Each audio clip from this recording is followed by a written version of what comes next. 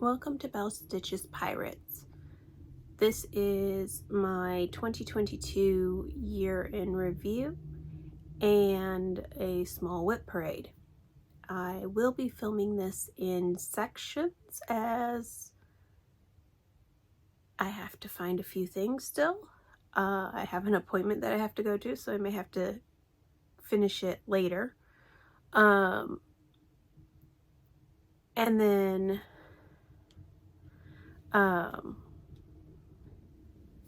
good Lord, the light is bouncing off my glasses and distracting me.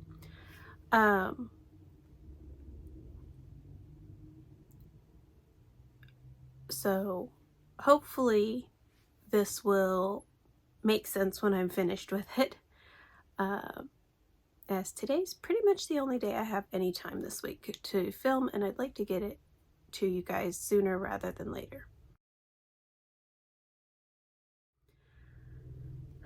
I'm going to start with a life update for my year in review. Last year was a little crazy. The spring started off nice and slow. Slow is relative. It was consistent. It was a regular schedule. I was doing a decent amount of stitching, crafting, as well as, working a part-time job.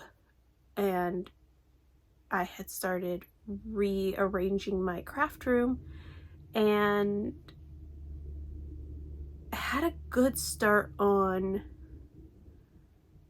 the reorganization. I was going through a lot of old papers and shredding, so much so I burned up the motor in my old shredder and had to get a new one. But I was on a good roll, and then right before Memorial Day, our house got broken into, and the semi-disaster that was my craft room was completely tossed.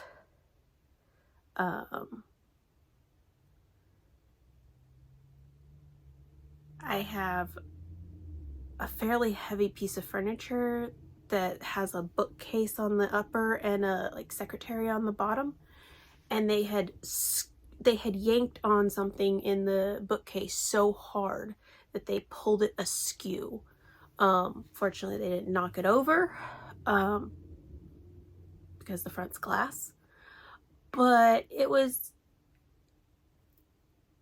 traumatic in the sense that your space is violated, your sanctuary is violated, and then dealing with insurance and replacing items. One of the things they took wasn't terribly expensive when I purchased it, but it's now out of stock, so finding a replacement for something that I use all the time and I'm very picky about, which happens to be my travel under the seat airline suitcase. I have a specific configuration that I like, a specific model. It's worked great for me. I've tried other styles. They haven't worked so great for me, and I've been grumbly about them. But this one I took everywhere. Overnight trips, weekends away. I would borrow it and use it for when I had to take a large quantity of things into the theater. It just was a very versatile suitcase, and I wanted that exact style, and I found some stuff that was similar, but it took me a while, and it took a lot more money than I originally paid to replace it. But I have one. It was brand new. Don't know why the person didn't use it, but it was brand new, and I am back to happy place for traveling, which is good because we do have some travel plans coming up. So that was the beginning of the derailment, if you will.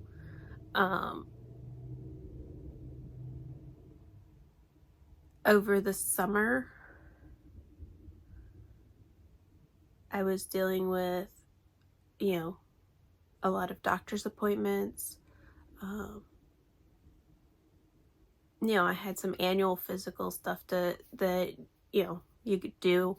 And during the discussions with the doctor over my rescue inhaler refill, she realized that they've been prescribing this to me, and I have never had a formal diagnosis of asthma or anything. So we talked about my history with breathing issues, what the issues were, alongside getting regular x-rays for an arm, for my arm, which I have one more, and then we're gonna call it not non-concerning, more like, so I've been getting x-rays on that arm every 6 months. Basically, I injured my shoulder 2 years ago now, and when they took the x-ray of the shoulder, you know, of course they can see part of the long bone in the arm. I forget what bone that is, and I'm not even gonna try. But at the very bottom, kind of in the middle of the bone, they could see this discoloration watermark, and so they wanted a full view. And I looked up what the tech labeled the mark on the image, and it's something that's actually kind of hereditary to Ashkenazi Jews. But I've done the DNA, I've done the genealogy. We do not have Ashkenazi Jew. The closest we came to having Jewish connections is my step-great-grandfather. My great-grandfather on my mom's side passed away when she was a little girl. My great-grandmother remarried, and that was the grandpa I knew on that side. I was very aware that he was not blood grandpa, but he was grandpa. And I was aware also that he was Jewish. Not really a practicing Jew as far as I ever witnessed, but he would talk a little bit about being Jewish, especially since everyone in my siblings, we all had Bible names, and Old Testament names at that. So there was always that lead-in conversation of, Naomi, well, that's a Bible name, you know, it's a Jewish name, you know about her, kind of a thing. So I remember we had some conversations along those lines. So I knew that his ethnicity, if not his faith, was very, very important to him and was identifying for him. But I was also aware that that was not an ethnicity or faith that I had a biological connection to. It was family by choice. So long and short, we've been monitoring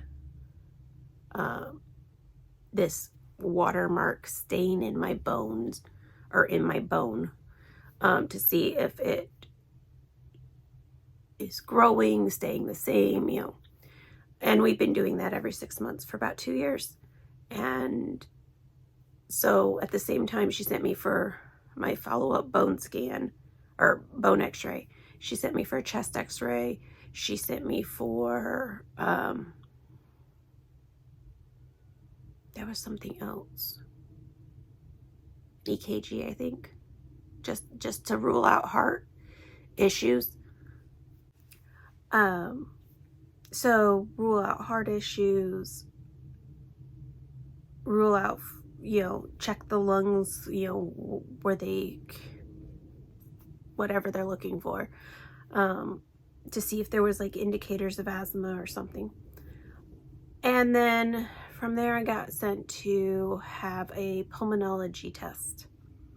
And when I got done with that, the technician said, I can't tell you what's going on, but I can tell you there is something going on, and that the inhaler treatment I gave you during the test made it better. It improved your breathing. Great, wonderful. We are no longer hearing there's nothing wrong. So followed up with the doctor, and she put me on a inhaler. Basically, the way she explained it is, they call it a functional restriction. My rib cage doesn't expand like it should. The muscles are like bound up or tight, which kind of makes sense because my shoulders always are tight. I carry stress in my shoulders. I always have big old knots in my shoulders when I get a massage. Like, it makes sense that my muscles just they're not as elastic as maybe they should be. And the upshot of that was that I started treatment right before I went back to theater, and the job that I took, I got assigned to a track where I had to go 3 flights of theater stairs up, and for the first time in my theater experience, I was feeling the burn from doing so many stairs in my legs before I was feeling like I couldn't breathe.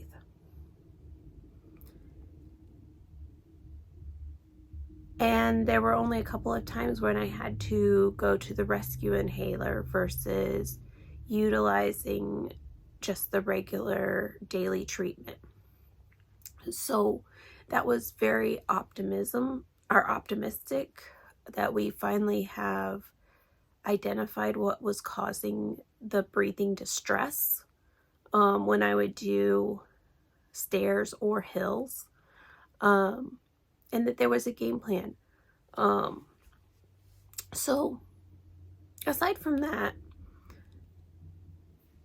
my health is, throughout COVID, me and my husband have been quite healthy. We haven't really gotten sick, and that was really the only like health scare, if you will, was what is going on with my breathing? Why can't I breathe when I exercise, when I climb a hill? It should not be I am concentrating on breathing to walk up a gentle hill 1 block to get from a house to a restaurant. But I had that experience visiting my husband's aunt. It was, the restaurant's a block away, let's just walk it. But the walk was at about that angle, and about halfway up, I couldn't speak to anybody. I had to focus on being able to breathe. And when we finally got to the restaurant, people were going, why are you breathing so fast? Because I haven't been able to get any breath in. My chest hurts. And, it kind of made it not uncomfortable, but, you do shift the mood when you're sitting there and people are asking you questions and you can't answer because you're trying to catch your breath still. And then it deviates the tone of, everybody's all worried about your health instead of worrying about having a good time or continuing the mood that everybody was in prior to leaving the house. So, now I can do that walk and not be dying for lack of being able to breathe. So that was good, resolving that. In August, I guess it was, sounds about right, I took my first decent run I had done a couple of little theater gigs, but it was my first big run. It was a Lion King. We were going to be doing it for 3 weeks. It's an hour and a half away from me, so there was a lot of commuting. It's a 60+ hour commitment per week.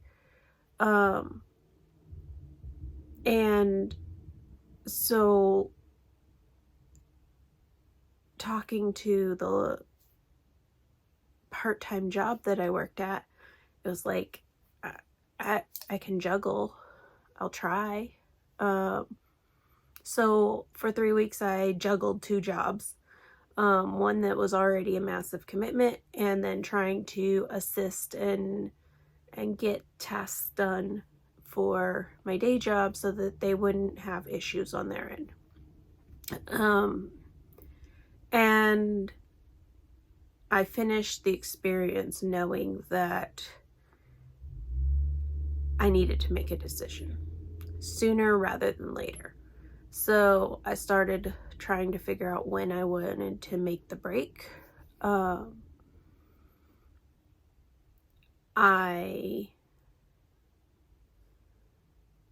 then did a show, did Cats, that was 1 week, but all I was doing was the performances. I wasn't coming in and doing any of the daily maintenance.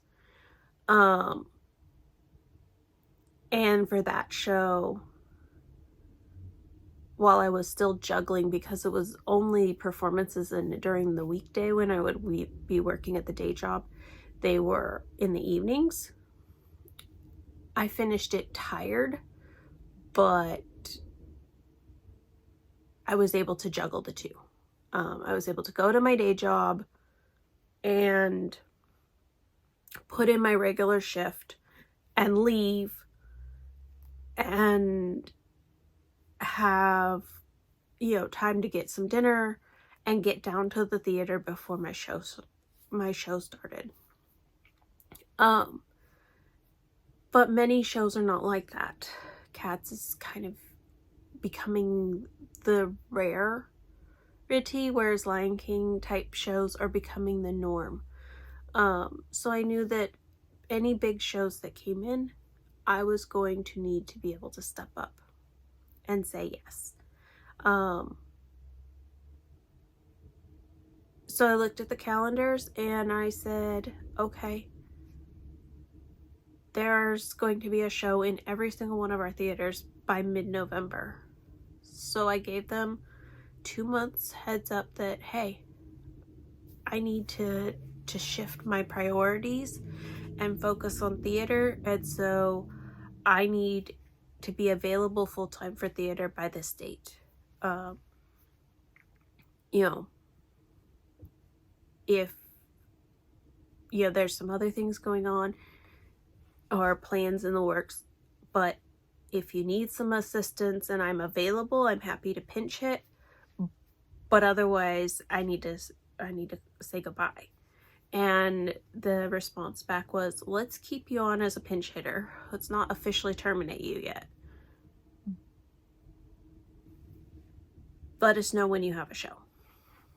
And then I got 7 weeks on Frozen as their stitcher.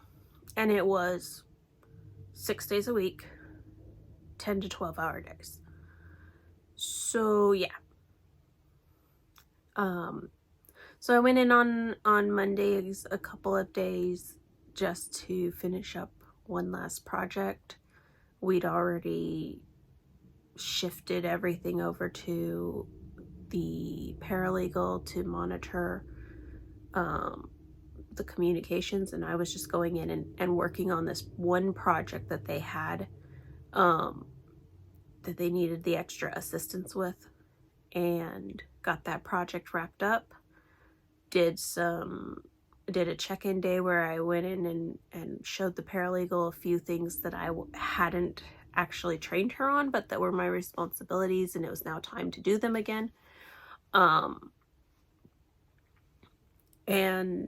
And then we said goodbye. And while all of this was going on, my wardrobe union held its nominations and election for the next 3 years, and one of the positions was one that I've run for before. And I knew that the incumbent was retiring. She was not running again at all.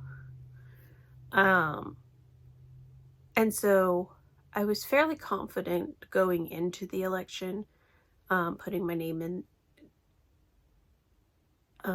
down for nomination, that I could be as a white ballot, honestly,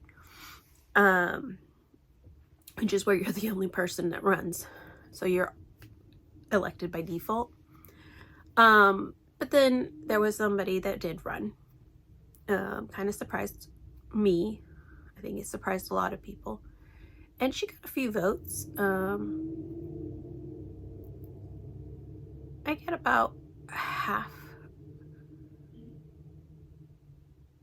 of the membership count voted for me, but we only had a 70% turnout, something like that, which is still better than the national average for voting. So our members did a good job turning out. One of these days I will convince them that 100% is better than not voting, but that's a battle for an education for another day. So in December, the election results were in, and I was elected the new business agent by a fairly wide margin, and I get sworn into office on Friday, the 6th of January, and 100% takeover, and it will be a 24/7 job.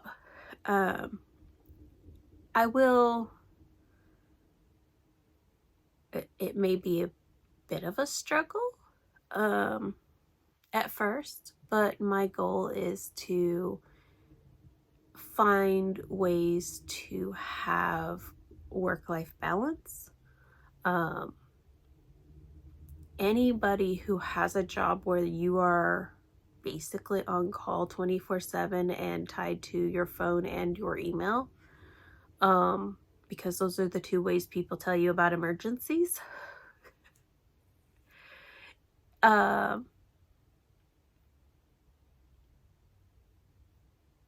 If you found a way to have work-life balance and have a fairly regular routine, I would be all ears to hear your suggestions, tips, references.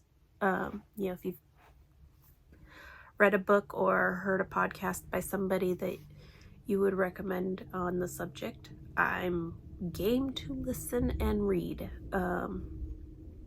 But yeah, if you found a way to have some work-life balance, I'm looking for it, because I know my predecessor did not have work-life balance. My predecessor was also single. She had a child, but her child's close to my age, lives on another coast, so many hours by plane away. I'm sure she talked to her child often, but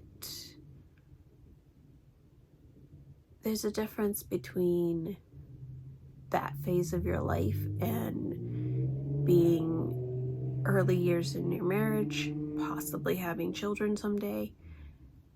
There's a whole different set of juggling that has to happen for that. And it's a job I kind of foresee. My predecessor was in the job for a little over 9 years. I have the job for the next 3, but I can foresee that unless I really disappoint the membership and somebody else chooses to run, most of the time this position is a white ballot. It is unopposed. Until somebody either leaves the position or there's disgruntlement over how you're doing the job. So I could seriously end up doing this for 15, 20 years, or only 3. So I need to find the work-life balance, and I need to make sure that I not only take charge of it for myself, but also help my membership learn to take charge of it for themselves. And the only way you can do that is by leading by example. So I'm going to have to find those techniques and things. So that is my life update. I'm going to reset here for a second and go get my tea because I made it, but I didn't bring it over. And then I will be back to continue with the next section. I did want to do a quick shout out for several Flosstubers as well as one other YouTuber. I have recently discovered Hoopy Hobby, and I will link her below. She is a Flosstuber, semi-new. I think she's got 6 episodes out, from Colorado, and she is also in law enforcement. So somebody else who I'm sure struggles and juggles the work-life balance. Then Blit Stitch is a male Flosstuber that I have recently discovered, along with the cross stitch journal app that he created. I will have to look and see if it's in Google Play, but I know for sure it's in Apple because I downloaded it. You can try it out. It's got you can try it out with 3 projects.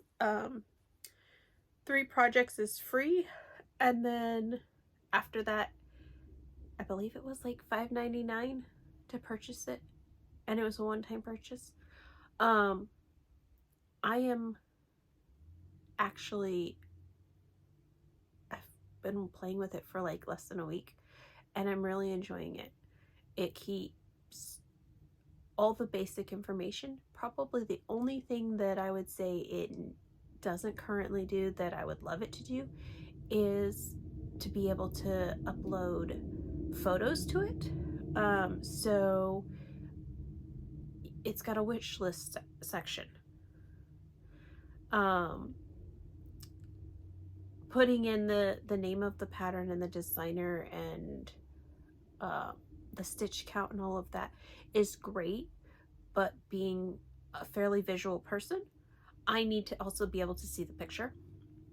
So I haven't yet used it to import any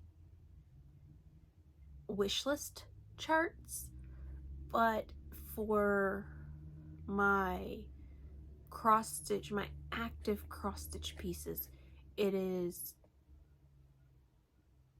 very nice. Previously I would keep track of what I'm doing in multiple places, and this will allow me to be able to track what I'm stitching on, as well as how much I'm doing on it, and give me a quick report. It tells you things like, you started this on this date, you've put in 3 days worth of stitching,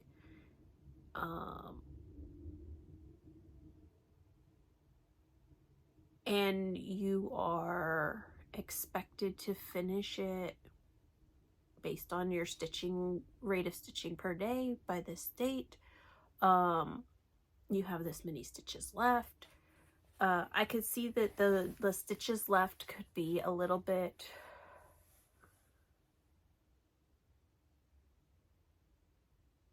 challenging, misleading, depending on the piece. For Heaven and Earth, that's all cross stitch, no back stitching, no specialty stitches, and it's usually full coverage, no problem. The stitches remaining is going to match up. I have a piece that I recently started that I'd say half of it's not stitched. So the stitch count remaining is going to be very misleading. I'm going to finish it and there's going to be who knows how many stitches left.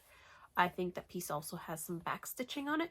I have another little piece that I've started that has the entire thing is cross stitched, so it's full coverage, and then it's got some back stitching, and then it's got palestrini stitches, which I want to learn, so that's why I'm doing it. So it's got additional stitches beyond the stitch count, so it's going to get to a point where it's going to say you have 0 stitches left, and I'm going to be like, no I don't. I still have to do back stitching, I still have to do palestrini stitches, and there's not that much of them, but it's going to be probably 100 or 200 extra stitches. So it could be a little misleading that way, because unless you physically put in a stitch count yourself, which if the designer doesn't give it to you, you have no way of doing anything aside from what this does, which is height times width equals stitch count. But it does a lot of things.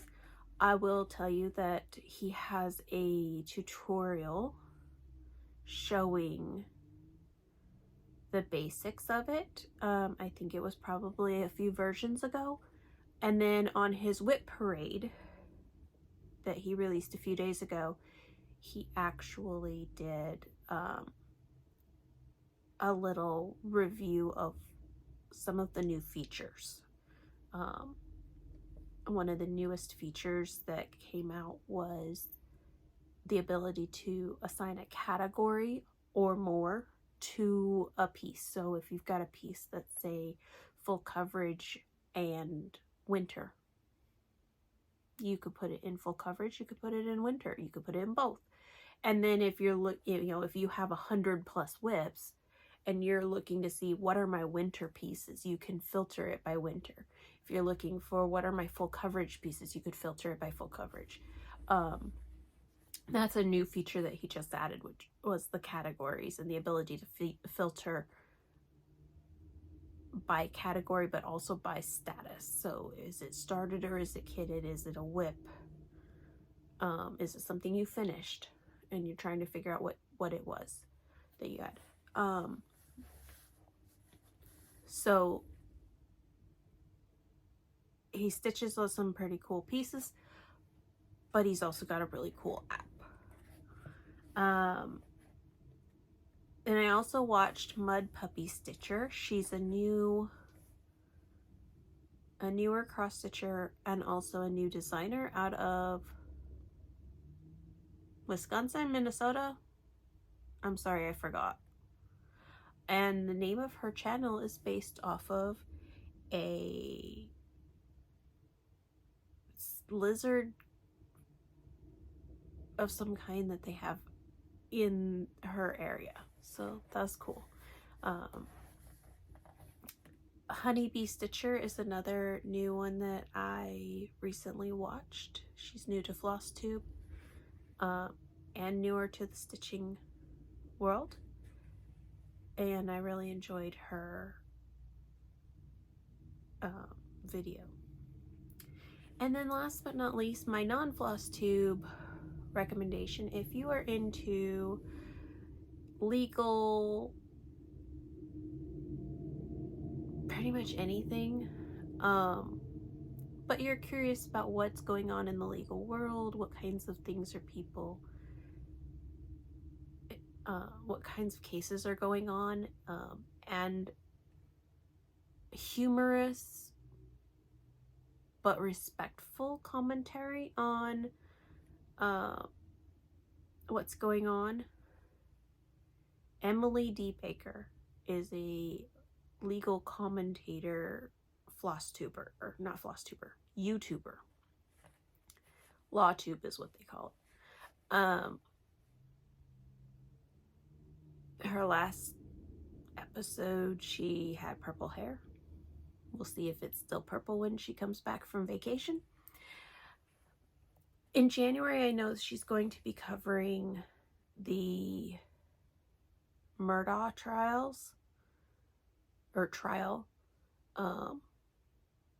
She covered part, not all, of the Waukesha Parade trial, and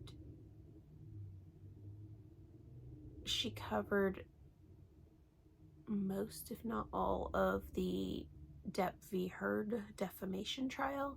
She tends to go less for criminal and more for civil cases, but when it is a case that is everyone's talking about, she does weigh in.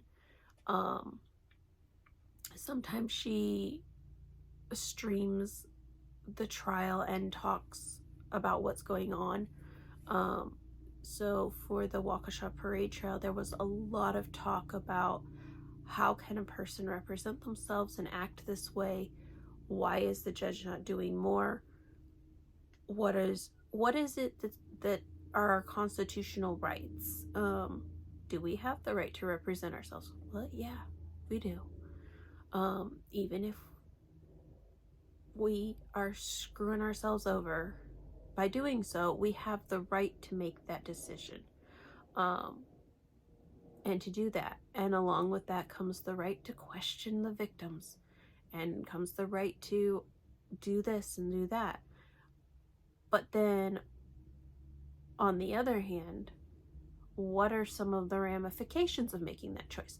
What does it mean to be, what does it mean when somebody says they're a sovereign citizen? You know, these were conversations that came around with him, with that case. And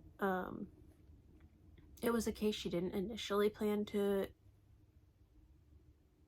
do much coverage of, just because of the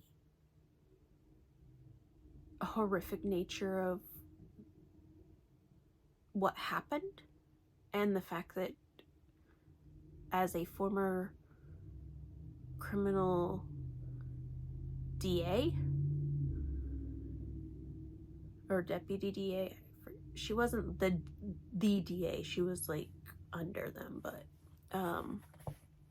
as a prosecutor for criminal cases, she expected some of it to be personally triggering. And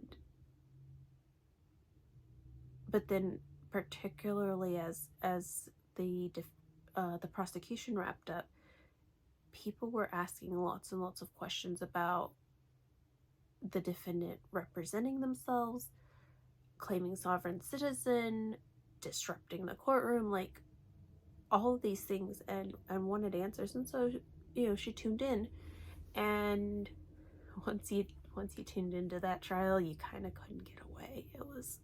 It was a train wreck in all of its horror. And then once the sentencing phase came about,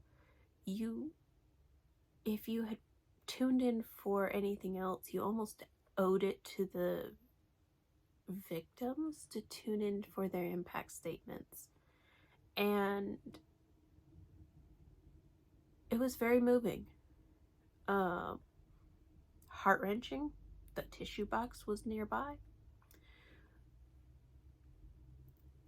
and that was probably the quietest I've ever witnessed Emily D. Baker in any moment. But she certainly gives you food for thought, while also being highly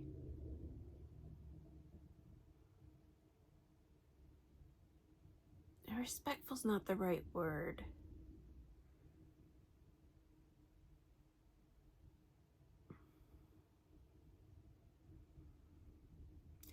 She doesn't permit on her channel, and I think some of it may be related to YouTube terms of service, name calling, medical diagnostics.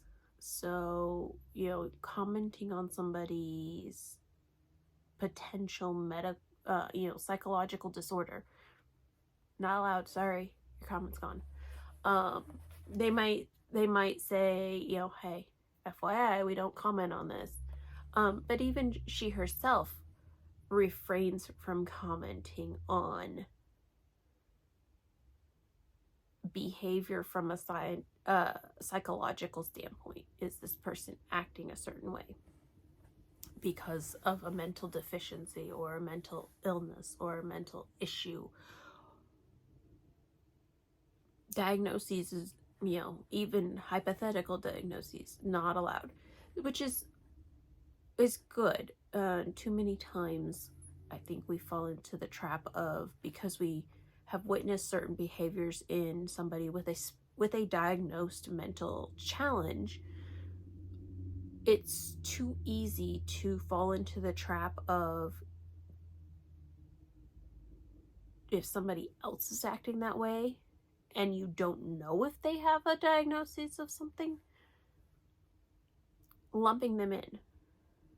And when you do that, you can diminish the struggles that somebody with a diagnosed condition is going through.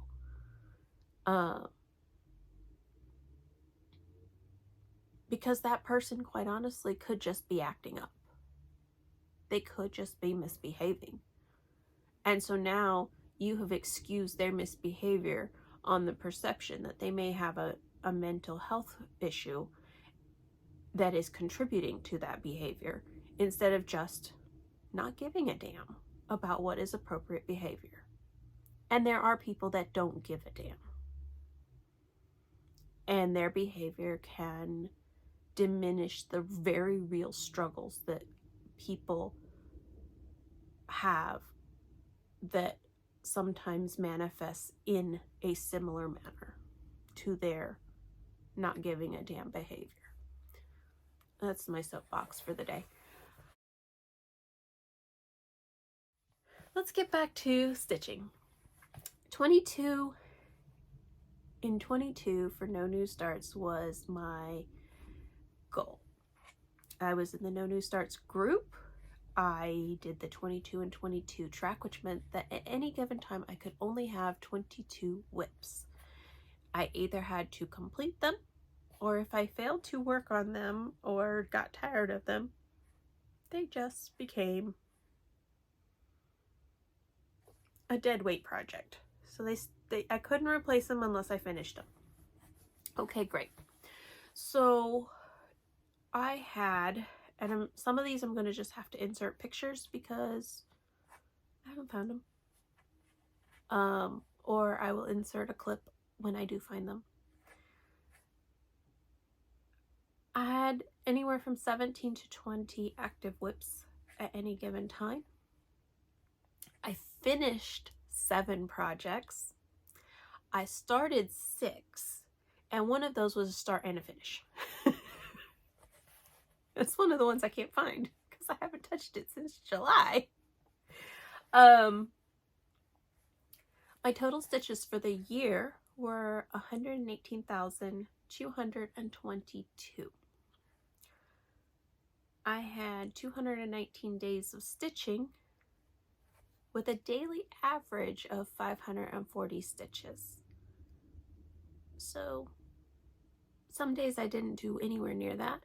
Other days I did well over that, but on average, I did 540 stitches each of those 219 days. My worst month was May. I think I stitched 3 days out of the whole month, 4 days, something like that. Single digits. My best month was March. As I told you in my life update section, March, I just, prior to the break-in May, I was on a roll. I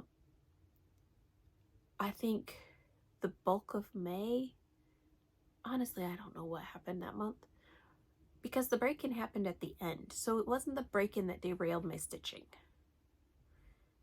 I probably lost my stitching bug, or I was doing other things. I didn't notate what I was doing at the time, so it's hard for me to pinpoint why May was so bad when the break-in that I know derailed me didn't happen until after the bulk of the stitching time had elapsed.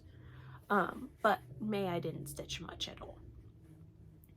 And then I also started a new craft. I picked up diamond painting.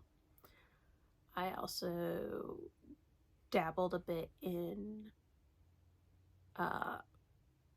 paper crafts, particularly making a cover for bookbinding and binding all my wedding and wedding shower cards into a single book, which was fun.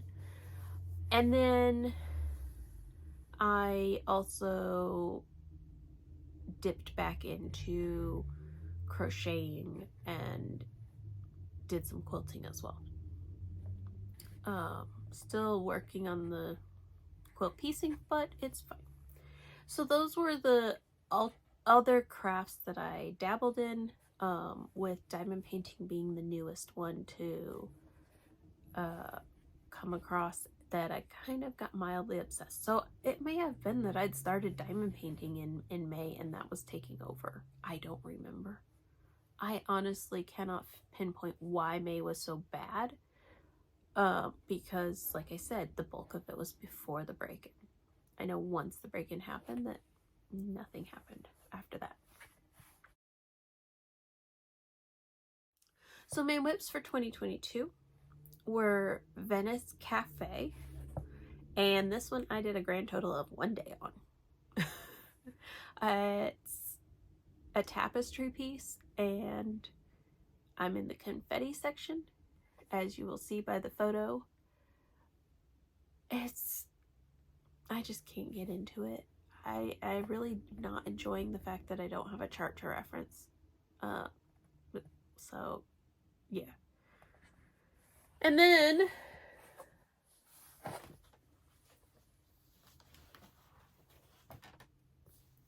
my next project that I worked on, and I worked on this one a bunch, is Tropical Treasures. It's a full coverage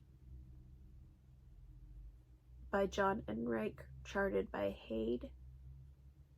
And I did, so this is the page line, and I originally was doing diagonals, and then I decided I needed to, find a stopping point. And so I started going, and this was about, I think, about the 100 column mark, or 100 row mark. It's in that neighborhood. And then I decided I wanted to finish a page, and then I got really into it. And I think I spent the better part of a month on this page, and the page runs like right through here. So each of those are diagonals that are started, but in such a way that it feathered the page edge, and then I just stopped at the bottom of the page. So this one will not be coming back in 2023. I have a different full coverage that I want to focus on for 2023. So this one is going to go into hibernation, and then it will come back out probably in 2024. We'll see. I mean, I could shock the living daylights out of myself and finish the other one. I guarantee you I won't, because it's a Heaven and Earth Designs that I have spent maybe 2 months on, if that. So this one got a nice good chunk of progress. I want to say I'm still at only like 5%. She's a big baby. It's like 600 and something high by 400 and something wide. I don't know. it's very big. I'm stitching 1/1 on 22 count Hardegger that I dyed myself. It was the first piece of fabric I ever dyed. And in some spots, the 1/1 up close, you could see the fabric through it, which makes, so I went with a variegations of blue, if you will, modeling of blue. I did like a darker blue and a lighter blue. So like you can see under here, it's a lot darker, than you've got really light over here. And so when I'm looking at it really close up, I could see little glimpses of the fabric, and there's so much blue in this that I'm really glad I went with that for a fabric, because I did start it over in here, 2/1, and I got to a point where I couldn't see the ninja stitches. It was so fluffy that it was making me crazy, and I was hating working on it. And I switched to 1/1 just to see if I liked it, and I did, and so I just kept going. And this whole section is all 1/1. So somewhere in here is where I switched, and the bulk of down in here is 1/1 as well. And when you're pulled back to where you can see the whole thing, it's not noticeable that it's a switch. You know, when you're up close, my husband says it looks like there's texture in the cliff, but that's okay. So that's the one I probably got the most progress on. I'd have to like compare the numbers, which I didn't do. Then I did, my next piece was Mysterious Adventure Project.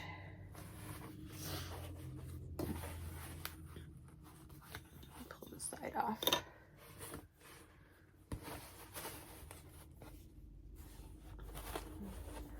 Goes this way. So, for this one,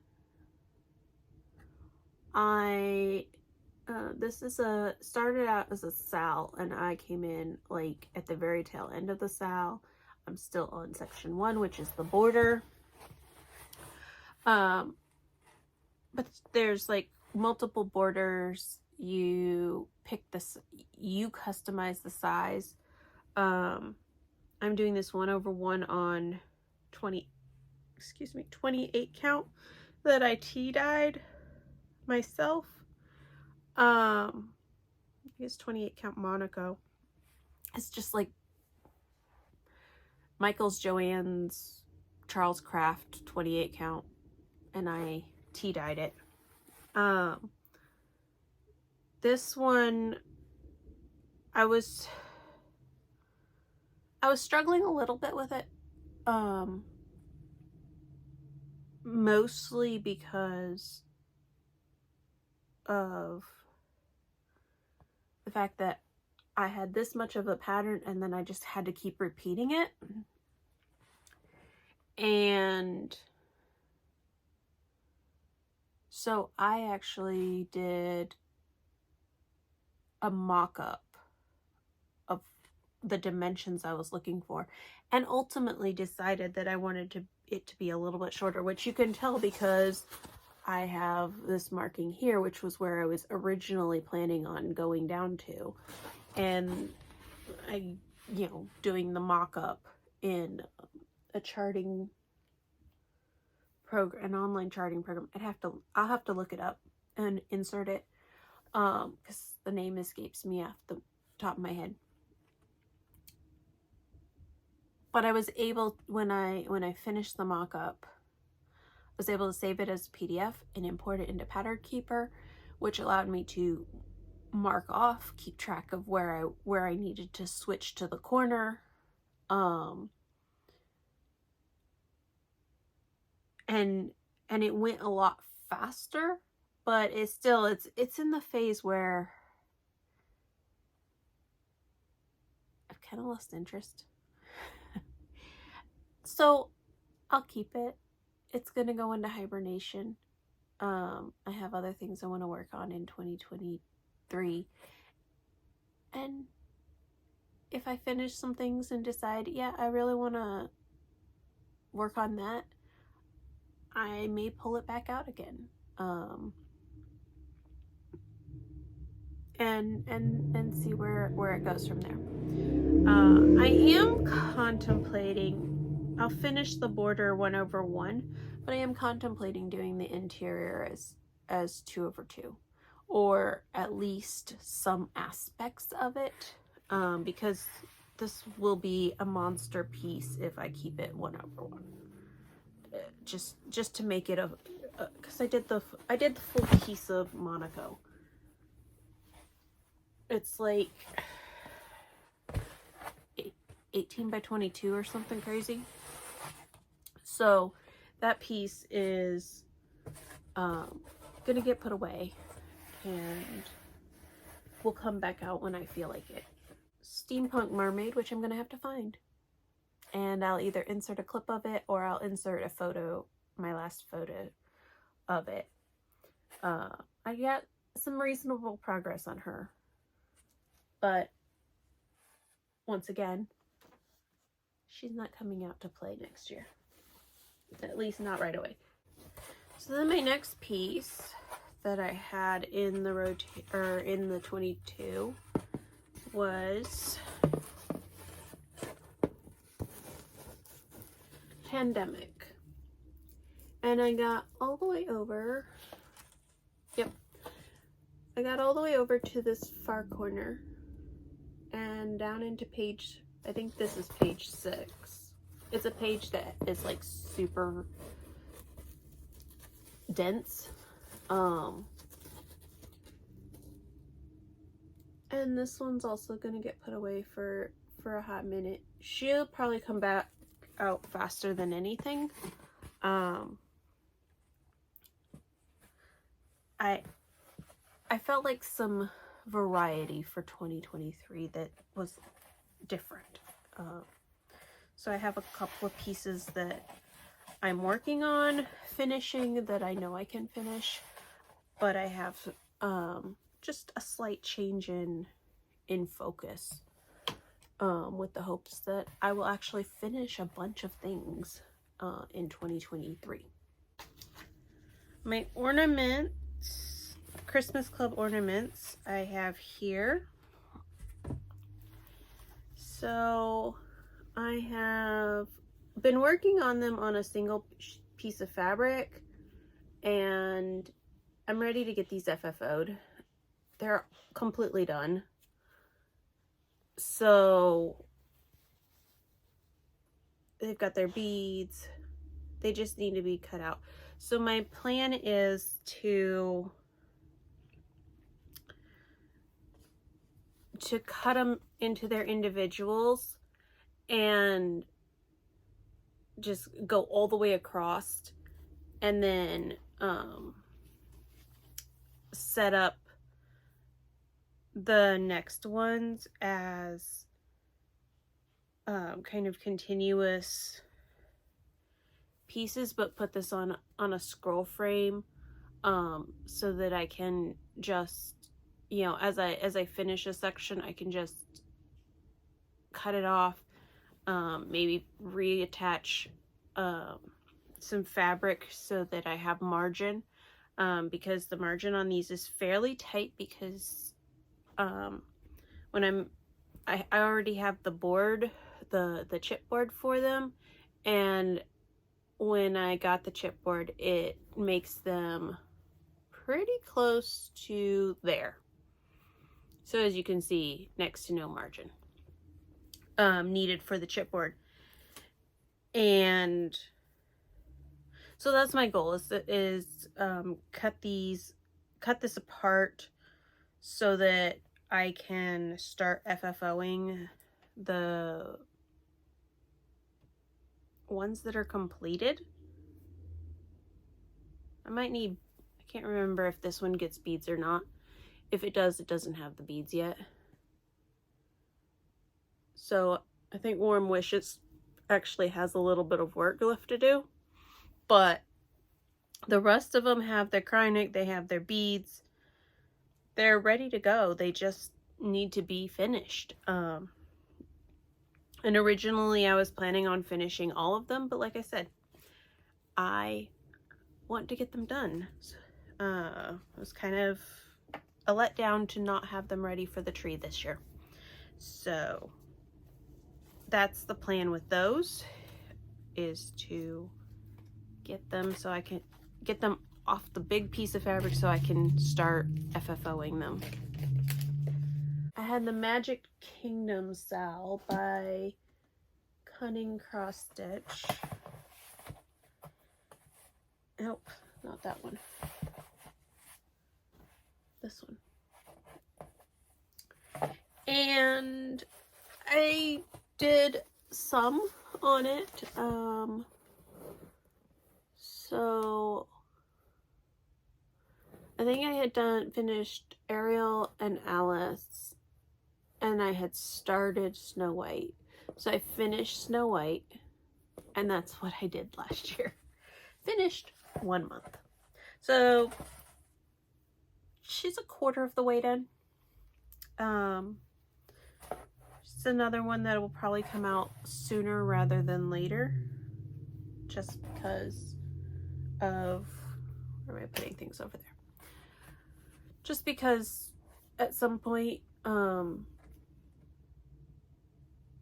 do want to get back to it and get it finished. It's a very cool design. It's just,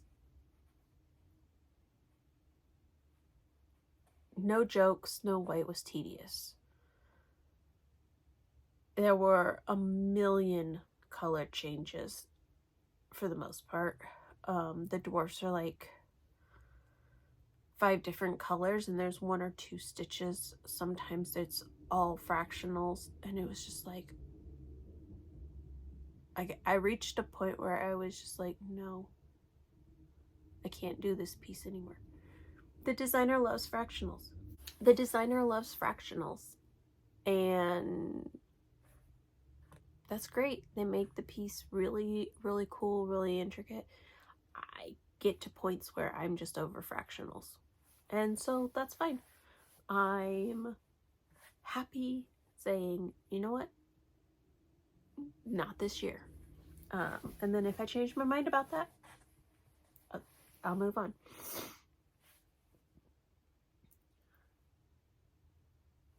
The next piece that was in my group for 2022 was, let me trade this up, Lady of the Flag by Mirabilia in a cornflower blue conversion.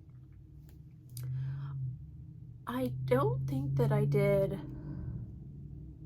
I'd have to find a picture from my starting point.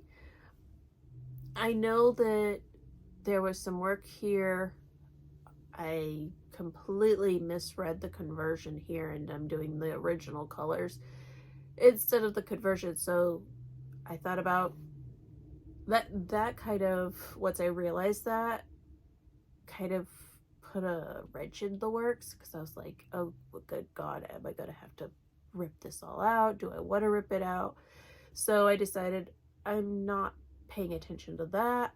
I got a 14, I think it was a 14 by 11 frame, so I could fit most of her in here. And I started the beading on the bottom section, but I really need to put her on a scroll frame.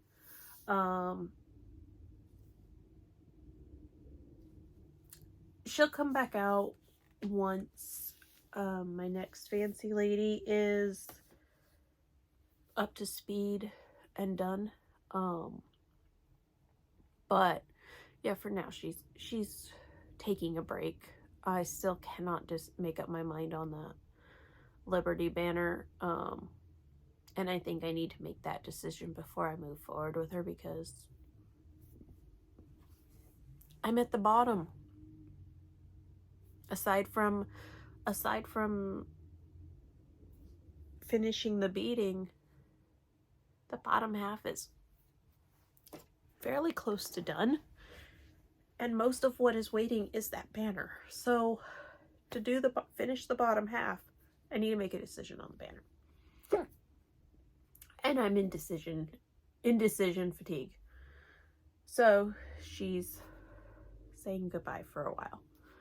Alice in Wonderland SAL, I completed. I can't find her, so I will insert a photo, if I have one, of her completed. Otherwise, I will have to finish finding her and insert a video. This one was not the largest of finishes, but it was a finish. And I've got put my bits and bobs in here because I'm in the middle of trying to fully finish her by doing things like make little twisty roses. So we have, we'll try not to lose everything.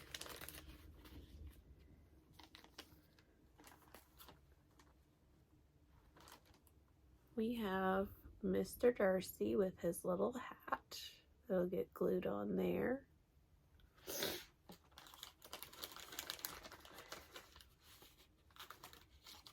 And Lizzie has another one. You can't see him. It's a little teeny tiny leaf that goes with some little roses on her bonnet. She has a couple of those little leaves. Before I drop it on the floor and lose it, it's going in the bag. But I finished stitching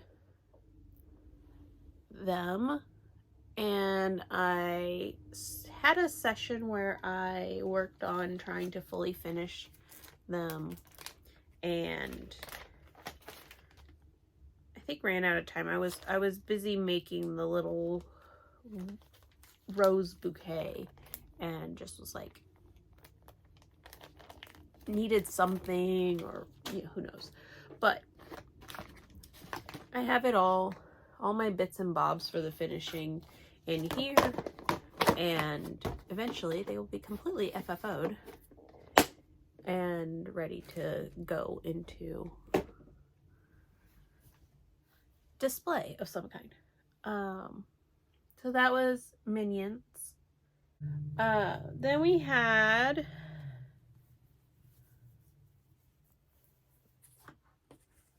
another piece that's too big for my piece of board.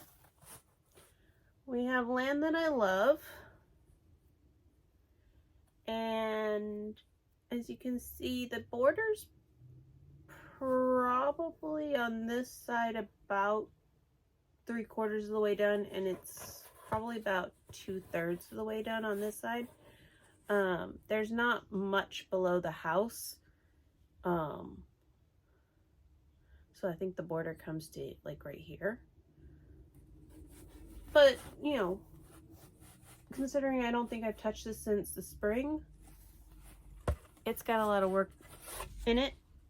I did have a couple of months where I kind of focused on just getting it done. I might have touched it in September for ABCingo. I vaguely remember that this finishing up or getting a chunk of this basket in was ABCingo. But it's one of those that doesn't have a lot of work into it. Or it has a lot of work with very few days. And I haven't worked on it for a while. Sorry, my pile is slipping. Next one that I worked on, I had a category for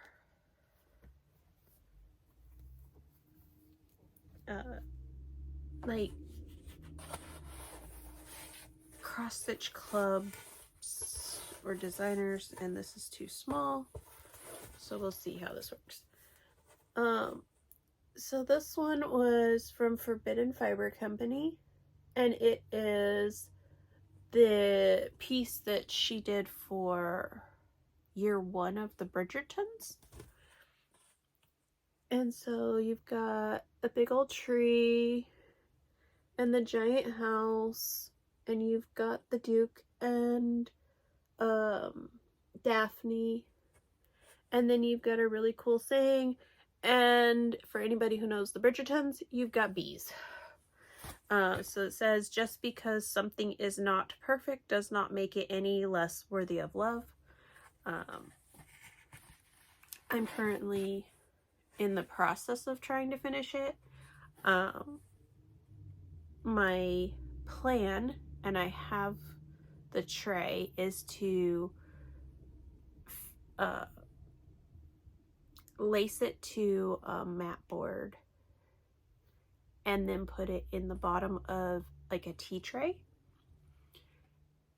and put, maybe I need to go to a place that does like plexiglass and see if they have a clear acrylic that I can put over top of it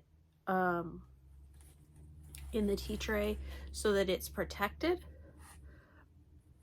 And then I do have the year 2 version, which is a little pillow. It's a much smaller design, and that one I probably, especially since it came with all the finishings for the pillow, I probably will finish it as a pillow, and then it can just sit in the corner of the tea tray when the tea tray is just sitting there. My next one is also a finish, and this was a very tail end of the year finish. And it is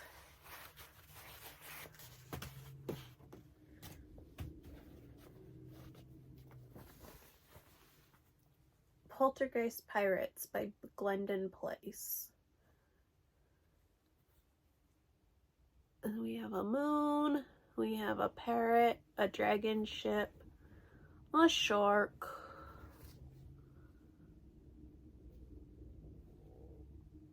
and then we have the captain with his lantern. We have glow-in-the-dark ghosts, the flag, which took forever. It was the very last thing I did.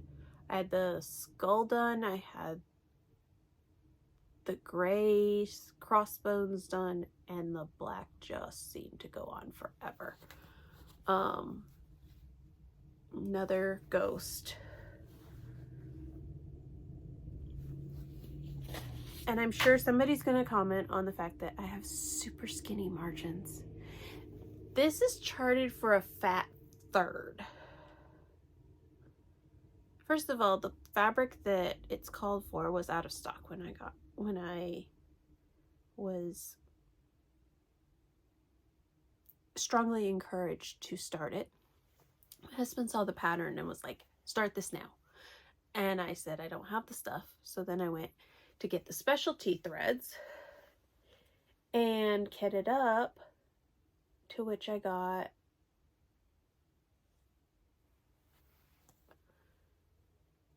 an out of stock information on the fabric. And so I went online and started looking for something that would work. This is Fabric Flare Moonless Witch's Sky. And the only issue was that it was going to be extremely tight margins, which is fine. I will probably leave my fabric border on there. And I know I've got a big chunk here, so I'll probably cut it so that it has the same amount of border on this side. And then stitch, I've got extra of the edging fabric, and just stitch it so that there's the edging on there. It's for my husband. We haven't decided how we want to finish it. He was like, well, frame would be great, pillow would be great, a banner would be great. And I'm going, what about a ship in a bottle? So I've got to look into, can I get balsam wood cut to look like it's a ship in a bottle. So a bottle shape big enough to hold this, and then one that's got the cutout for the stitching, but is also got like a border, so it actually looks like a bottle. I don't know. I may or may not be able to do that. My next piece that I put into the rotation was ABC de Labradors, and I did a few days work on this. I'm doing my own conversion using dyeing for cross stitch thread, silk threads, and on a piece of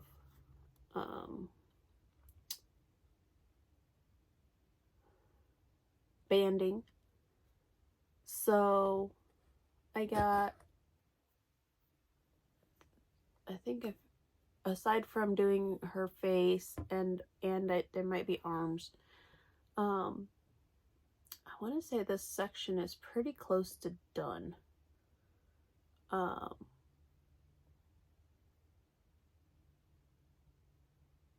like it, but it's definitely, it's going to be an kind of on the whim piece.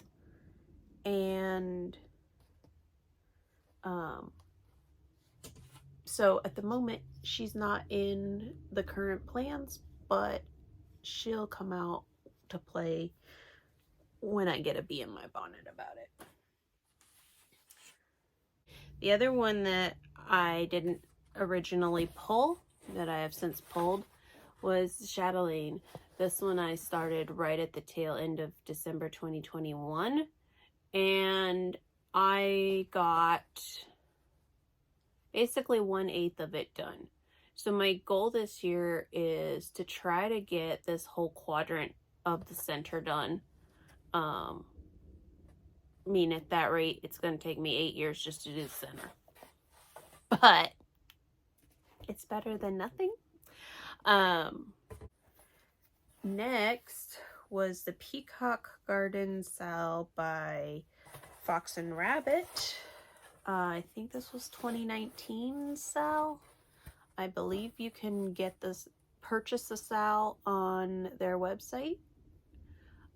I got started on it. I was doing it as a temperature chart, and aside from the days where the temperature was the same color for the high and the low, I'm not really liking how I did the feathers. I like this much better. So like, this is a day where the high was in this dark color and the low is in the purple, so I did the edging in one color and the low in the other. The same with like the legs was a similar situation. And for the feathers, every other stitch I did the color. It's a little too pixelated. I'm not crazy about it, so I'm thinking about ripping all of that out. And so needless to say, it's going into hibernation for a while while I get around to it. I may pull it out and rip it out and get it back to where I'm happy with the color definitions. You know, rip out the days that I don't like and then make note of it so that I can go back to it at some point and then start it again. And then the last piece I had in my rotation was Winter Sampler, which I'm gonna have to find and insert a video. One of the things that I worked on was I worked on Brooke's book's Spirit of America Angel. And so she's all completed. She's one of my finishes. We have the let me just slide all over here. We have the patchwork wings. We have her in her lovely dress. And then we have stars for a ribbon streamer that's going to go across there. So now I just have to FFO her.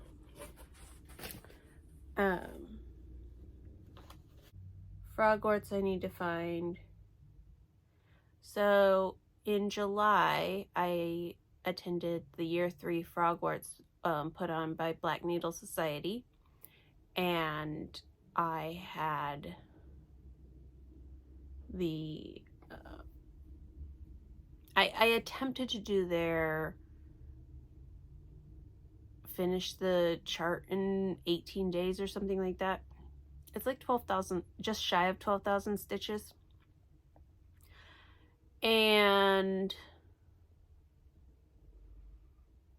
I came close. I think I finished it about 4 hours after the event ended, something like that. I finished it the same day as the event ended, but after the event ended. So I was a little shy of the goal, which is fine.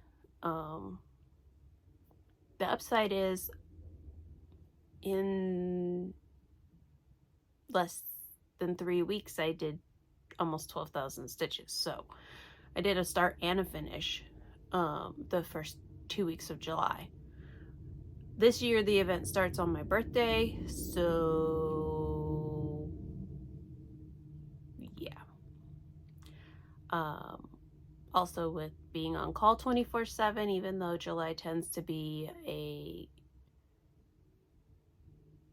lower work requirement month, I'm probably not going to put any pressure on myself to do the crazy insane challenge of stitching the entire chart in a 2-week period, but I fully expect to at least start one of the years that I have not done yet.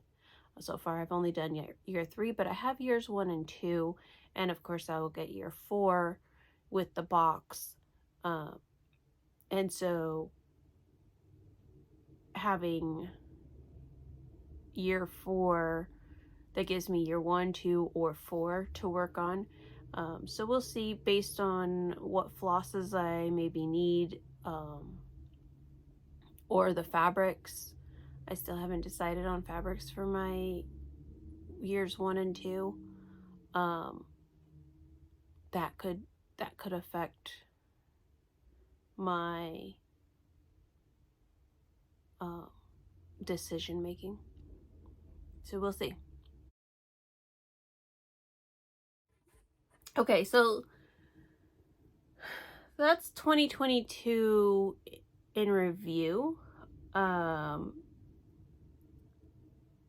New Starts, which has now changed its name to WIP Warriors, ended the restriction on new starts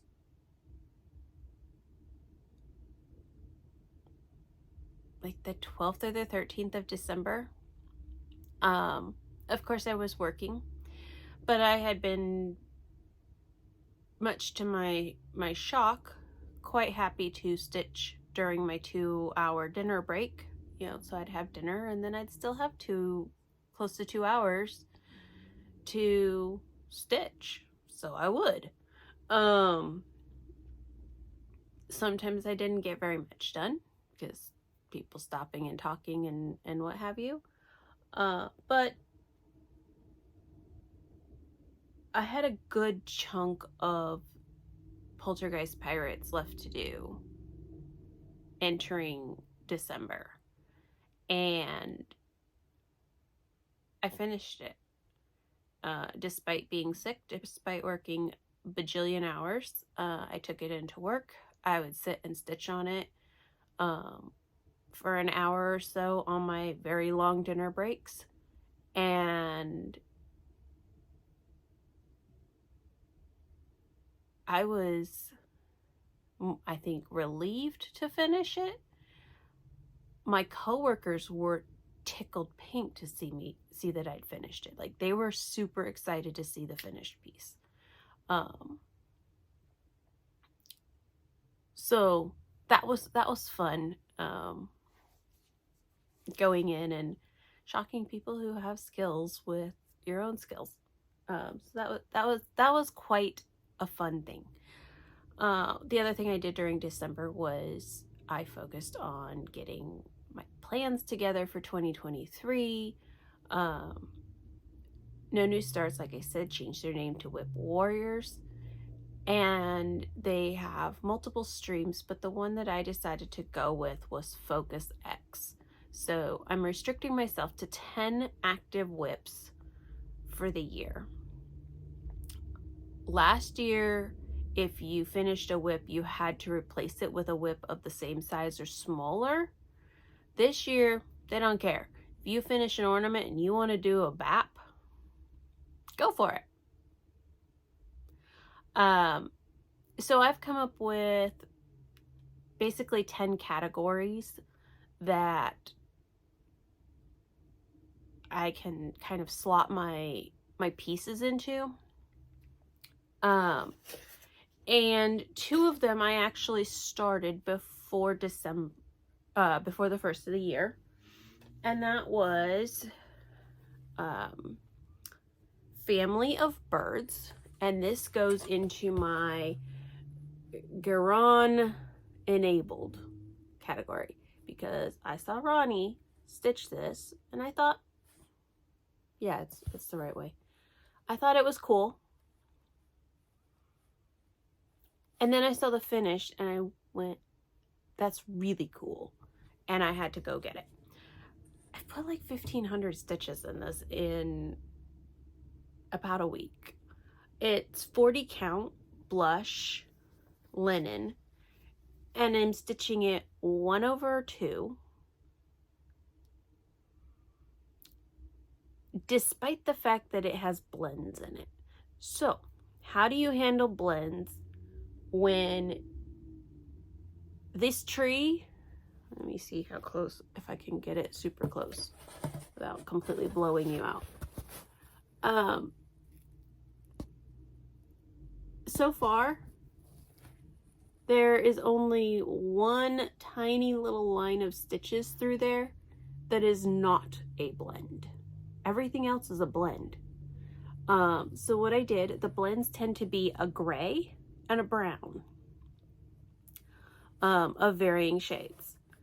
And so what I'm doing is I'm putting the gray leg on the bottom leg and the brown leg on the top. So I go through and I do the bottom leg of all that color as the gray.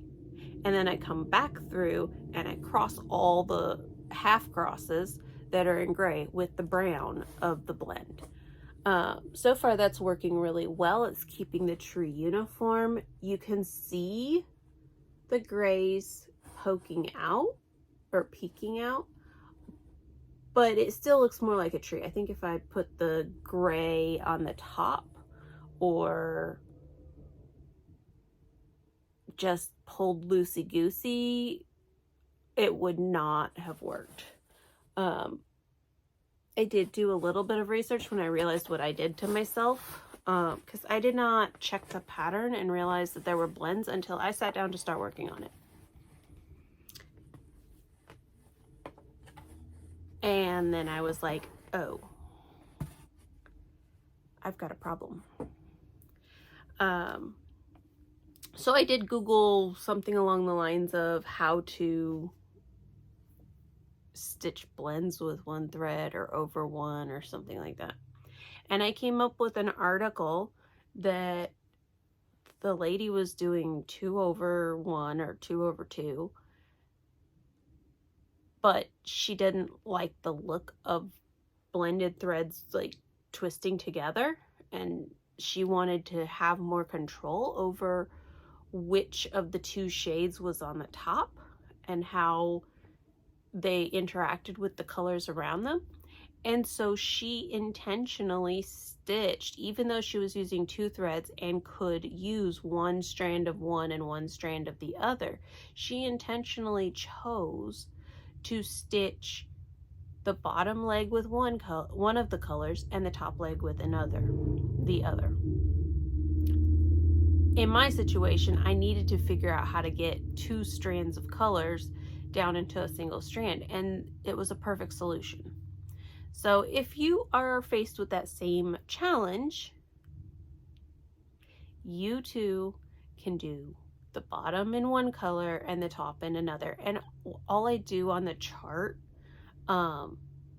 is I put a circle around the color that is my bottom color. It's my starting color. Once I reach a blend and I've decided this is the color that's going to be on the bottom, I circle that color so that if I come back to it at another day and I don't remember, I'm not having to try to figure it out. So that was actually the second of my 2023 starts in December. My first one is what I call a series, and I expect this will take me forever, probably more than a year, because I'm not focusing on it. And I'm going to throw a picture of the whole piece of fabric up in the corner. But I am doing A Year in the Woods on an Afghan. So this is 18 count Afghan material. Where's the tag? Tag is on here somewhere because I haven't taken it off. The edges were, where it was cut, were fraying. And to the point I pulled it out of the bag to check that it had 12 squares and promptly put it back in the bag to stop the fraying as much as possible until I got in some cotton trim that I just stitched down along one of the lines, turned under, and stitched it again. And I'll do the same thing when I get to it finished and I'm ready to take the selvage off. It's called Proud Pine Beige 18 count. Comes as a 59-inch wide fabric, and this is 1.2 yards. It took a bit to find it. I found it on Etsy, or not Etsy, eBay, but the people, or the person selling it, was on vacation and couldn't answer my question about how many squares did it have. And then I found a shop that was selling it and specified that it was 12 squares and the dimensions of the stitching space in the squares. So this is the start of the fox. There's actually stitching in there, but it's very close in color to the background, so it's a good thing it's going to be completely encased in the orange and white. It was a couple of days of stitching. I think I did 2 days at work and then 1 more day at home, and got a nice little chunk done. I also, because I had finished a mill hill, I started a mill hill. I think I packed that into a travel bag. But it's a shepherd. It's the next in my series of pieces to do for my tree. So those are all my WIPs at the moment. What are my plans? I'm doing WIPGO this year. Much like last year, I'm doing categories or ideas. Last year I did like themes, so like stitching green, stitch a person, stitch a house. And then when the number was called, I would pick a WIP that had that I wanted to work on. This year, I'm doing the same kind of thing, but slightly differently. I'm doing categories, so cross stitch, spin the wheel, for the size, obviously still restricted to my 10 categories of projects. but, you know, spinning the wheel to get my project. And then my goal for anything is accomplish one of 3 goals on that space. 5 days, for stitches, 1,500 stitches, or the alternative is pages or items. And I have categories that are not stitch count compatible. So like I have finishing. Finish 5 items, or do finishing for 5 days. I think I have a third goal option on there, but I can't remember what it is. Organizing. I have organizing in there.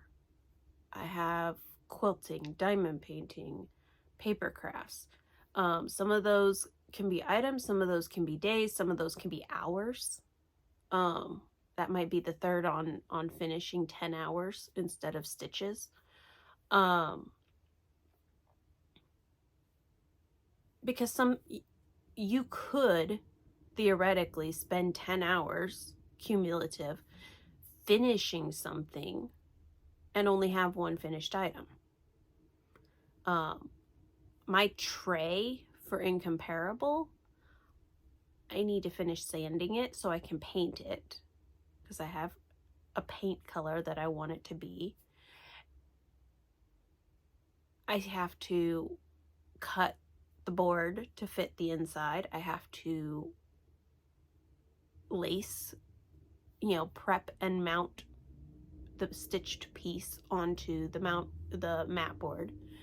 And then I have to take the whole thing to a place that specializes or has plexiglass and get them to custom cut me a piece of plexiglass or acrylic that will fit inside over top of my stitching and protect it. So those are things that I need to do. It's multiple steps to do the one project. On the flip side,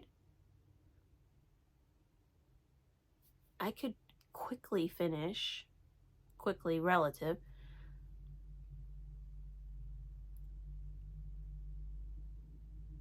a little bit of time spent gluing things together would have the minions done, and I'd have 2 pieces done. Might not spend 10 hours doing 2 pieces that I've already worked on and have the bits and bobs put together, but I would end up with 2 pieces finished. Same with kind of the Christmas ornaments. Those aren't going to take anywhere near as long as Incomparable will take to finish, simply because Incomparable, first of all, painting the tray, I'm going to have to wait for the paint to dry.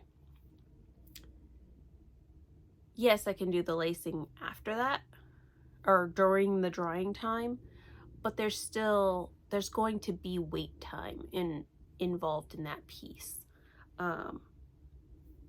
So that's partly why I have multiple part goals.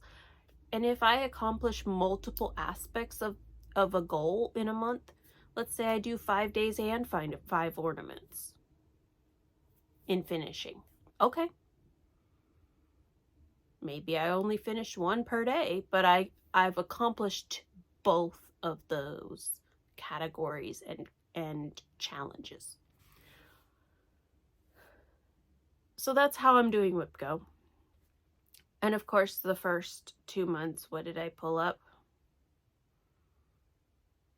Off the top of my head, I cannot for the life of me remember what 10 was, but 6 was my choice, and I put organizing in there because I need to organize this mess that you see glimpses of on the sides of me.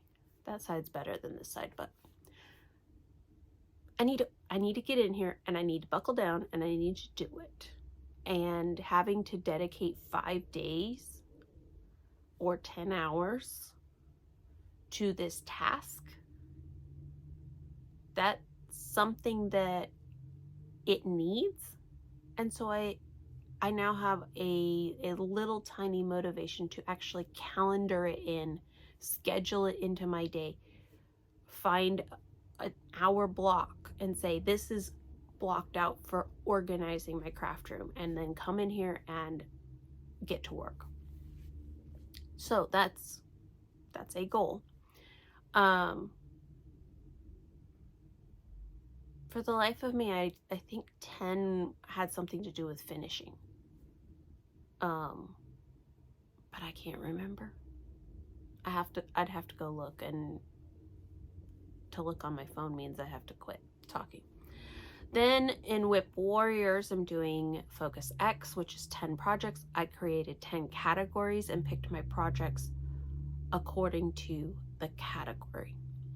So my first category is Fancy Lady. I've joined the TeresaMadeMeDoItSAL that started January 1st with a stitch along. Many of us are doing Magwayen by Bella Filipina, but any fancy anything. One lady's stitching a fancy duck, which led us down the rabbit hole of animals that are fancily dressed and would qualify for a fancy person thing category. So I worked on it during during the live and a little bit after.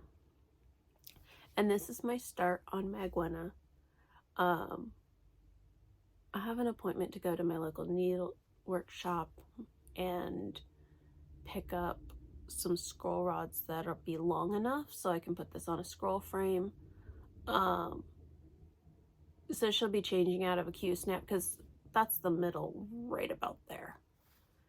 And the whole top of her head is nothing but petite treasure braid and beads.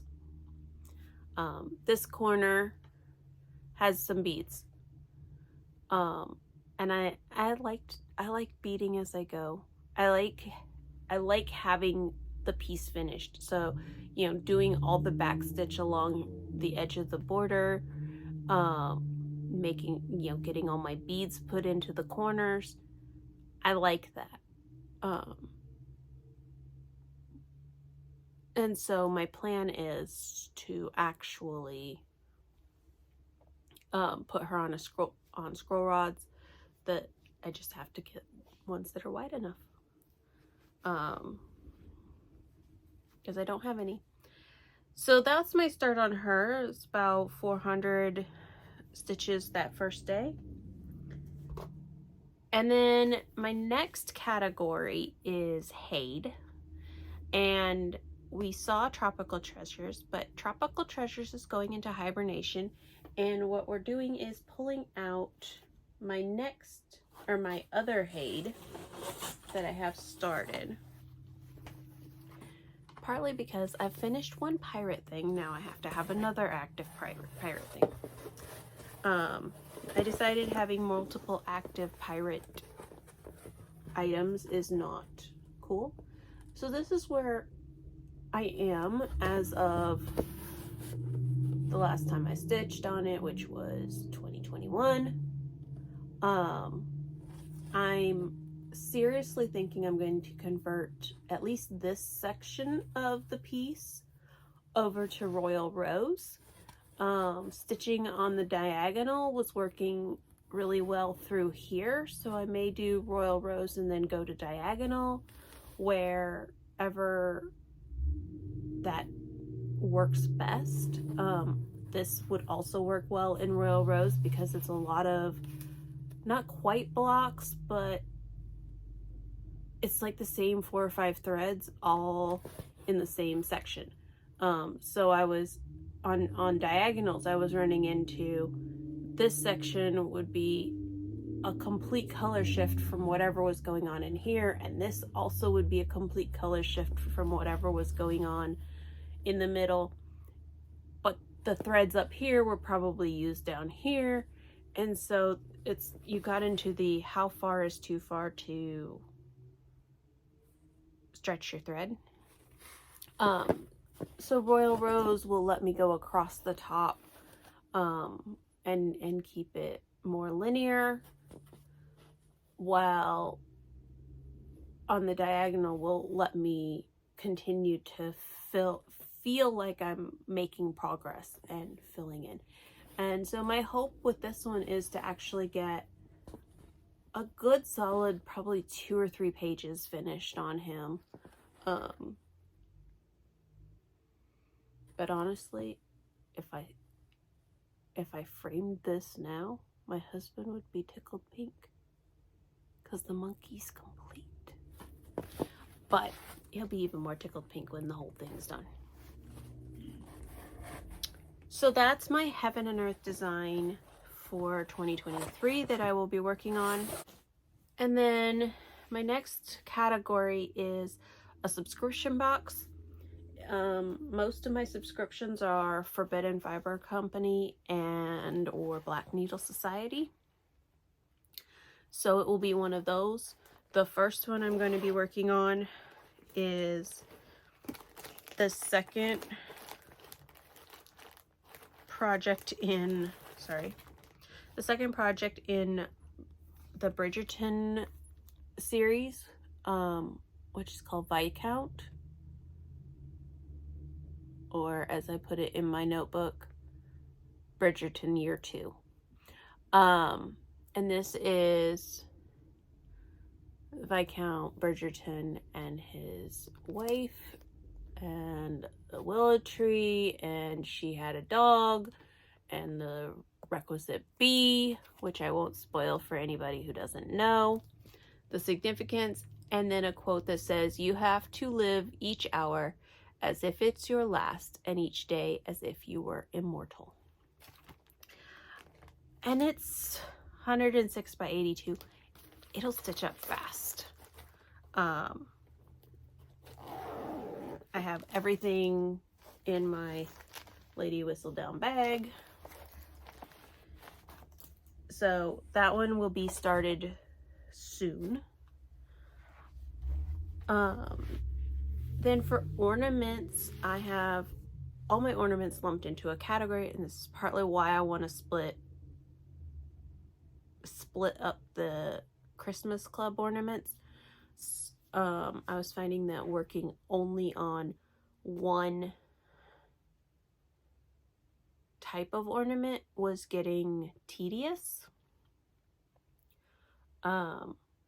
Whether it was a Mill Hill or something else.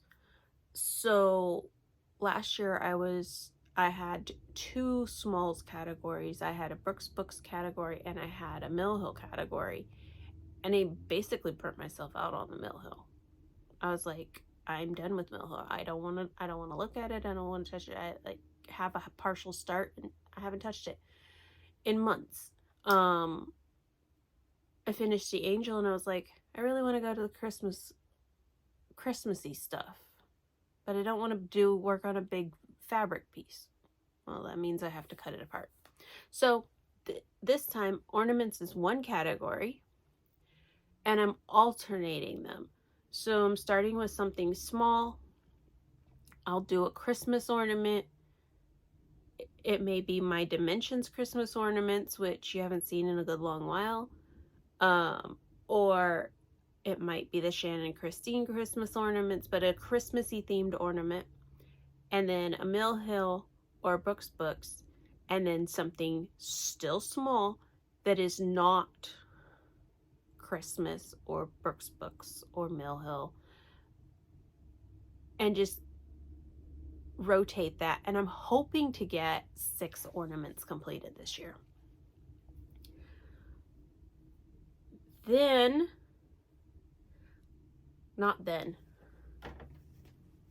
where did I put it?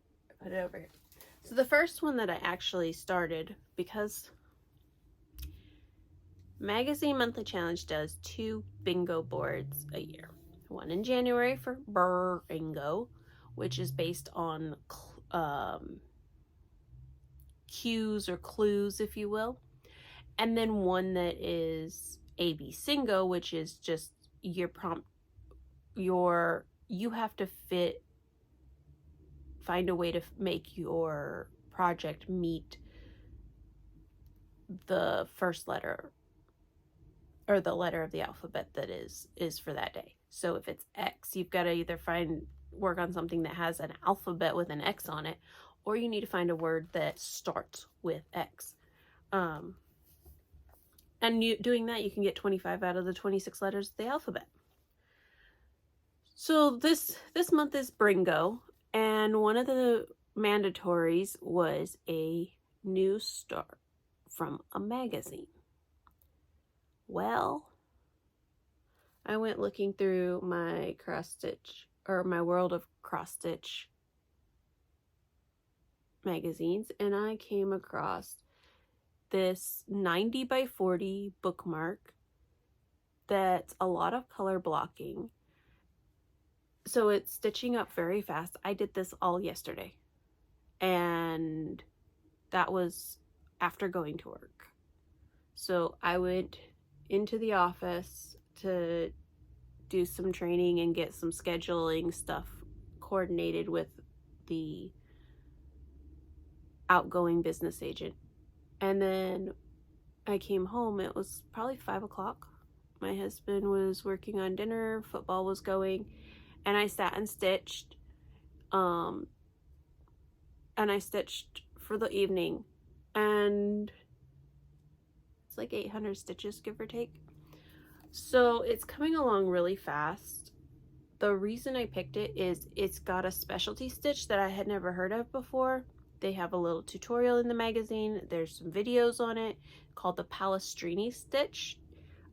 This is basically a surfer on a wave. And so to make the wave dimensional, they do this stitch with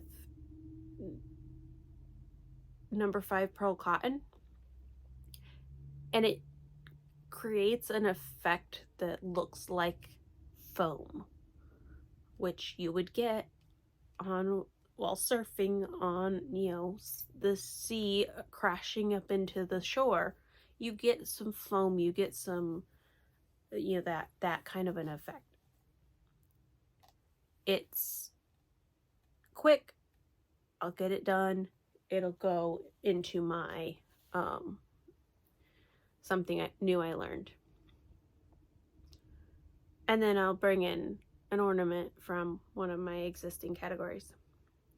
Then I have a Maynia category because I have a whole bunch of things that I started back in 2020 for Maynia, and I want to get them finished, but I need to take them one at a time. So my focus right now for Maynia is Land That I Love by Teresa Kogut.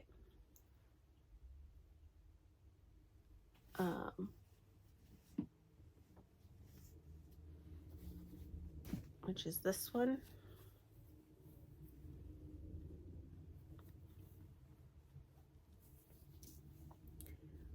And my hope is to basically finish all the way down to the border below that house and finish that house.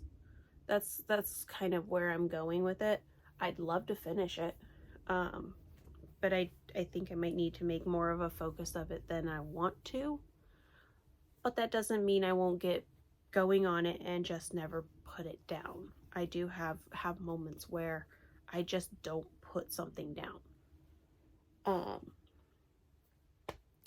And then if I do finish it, I'll go to my list of Maynia starts and I'll pick a new one. Then we have my Chatelaine, which is Polar Beauty Mandala. We talked about this one briefly.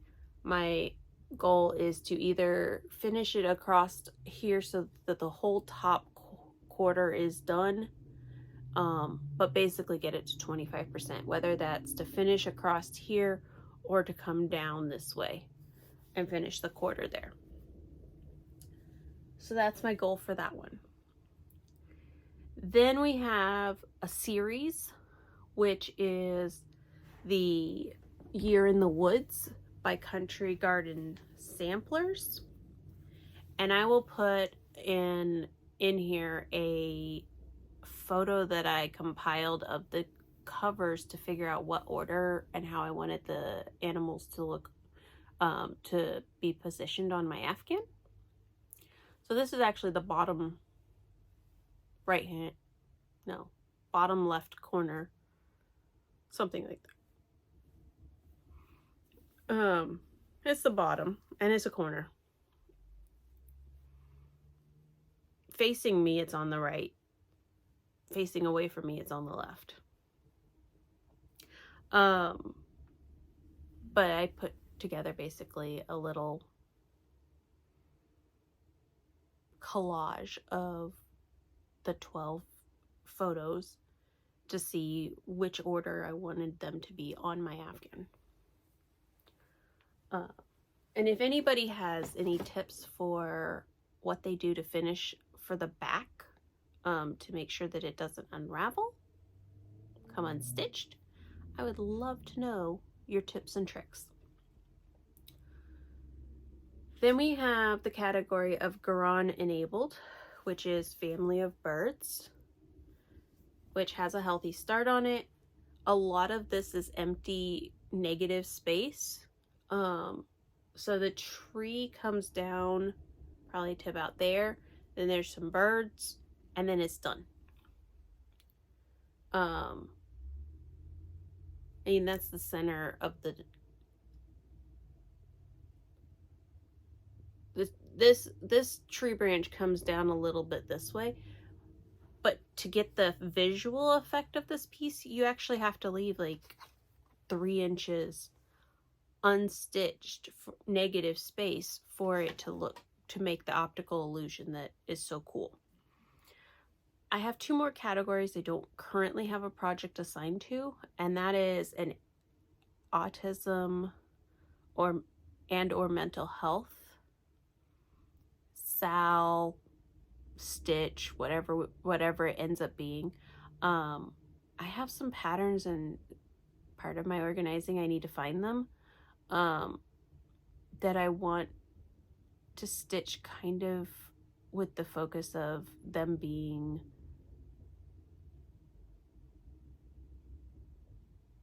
a tribute to people who struggle with mental health or autism. And, you know, if it turned into a SAL, awesome.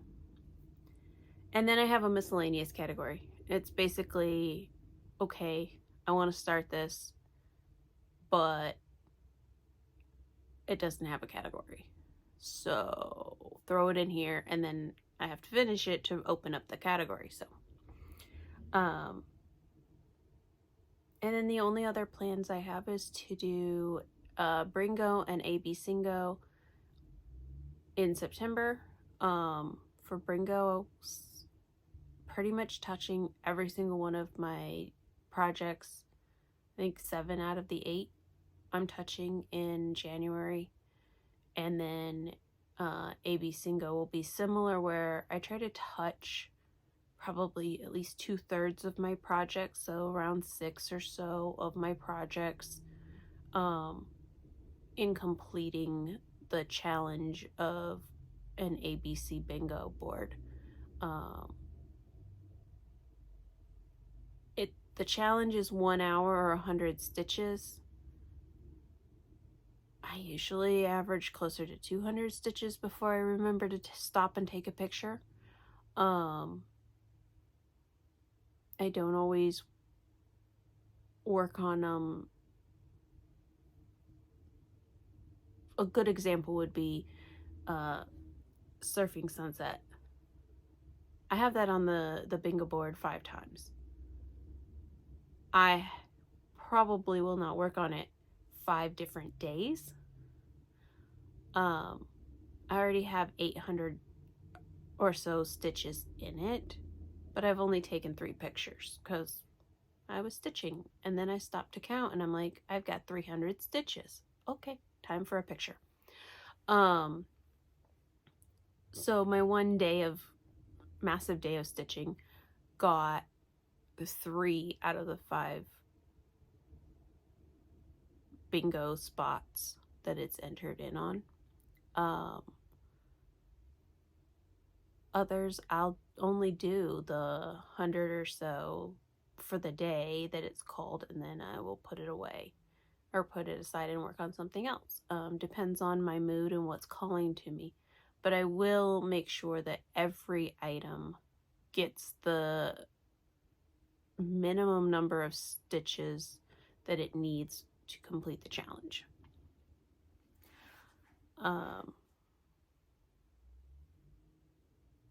Yeah, those are my plans. Let me know in the comments if you've got any plans, if you've got any questions for this, if you have suggestions or advice on finishing an Afghan that's been cross-stitched and or launder care. I assume hand wash is the best. But and then if you have experience with being on call or on duty 24/7 and juggling the work-life balance, how do you do it, and what do you do to help make it clear when your downtime is and that it should only be an emergency during those times, a true emergency. I'm not going to squawk about the person who calls me to say I need to be replaced because I'm in the hospital at 2 a.m. Yeah, I need to know at 2 a.m. that you're in the hospital. I don't need to think I can sleep in till 10 and you need to be, somebody needs to be at your job at 11. That's not going to be good. I had that happen on a job where somebody ended up in the ER in the middle of the night. And by the time I got the information as her supervisor that this was going on, because she had contacted the business agent at 2 in the morning, or a family member had contacted them to say, we're at the hospital. She won't be at work tomorrow or today. She was replaced by the time I found out about it. We knew who was coming in to cover her shift. Which is good. So that's, yeah. Let me know if you what tips and tricks you have for work-life balance when you're on duty 24/7. I hope this has been enjoyable. I'm going to now go try to piece it together and insert photos and hopefully have photos of things that have gone AWOL. And I will see you again soon. Happy New Year.